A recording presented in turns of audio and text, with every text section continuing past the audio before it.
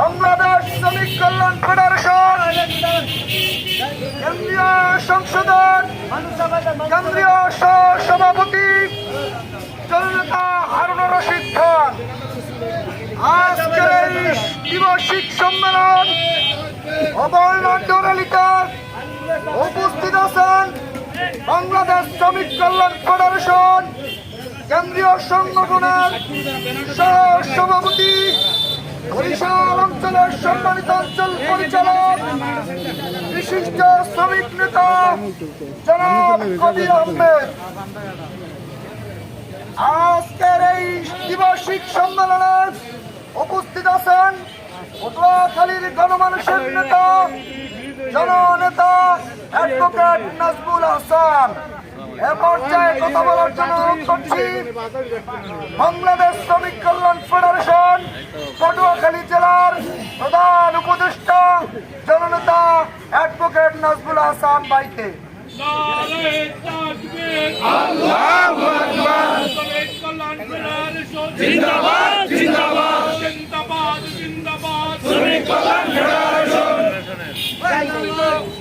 ভাইয়েরা আসসালামু আলাইকুম ওয়া রাহমাতুল্লাহ।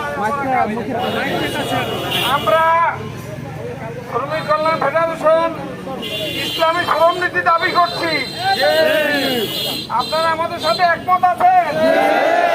আমরা শ্রমিক কল্যাণ ফেডারেশন দুনিয়া এবং আখিরাতের শান্তির কথা বলে। আপনারা এর সাথে একমত কিনা? আমরা শুধু দুনিয়ার ক্ষমতায় যাওয়ার সিঁড়ি হিসেবে শ্রমিক কল্যাণকে ব্যবহার করি না, আমরা আখিরাতের মুক্তির কথাও বলি, আমরা কোরআনের কথা বলি, আমরা রাসূলের কথা বলি।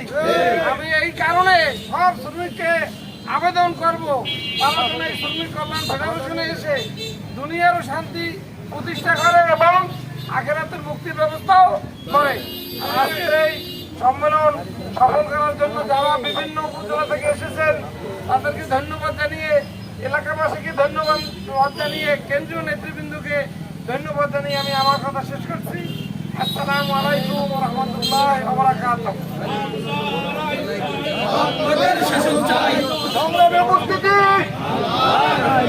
আগামী দিনে বাংলাদেশের ড্রাইভিং সিটে যারা বসবে, যারা বসে আছে তাদের প্রতি নিবেদন করছি শ্রমিক নিপীড়ন বাংলাদেশ থেকে বন্ধ করতে হবে।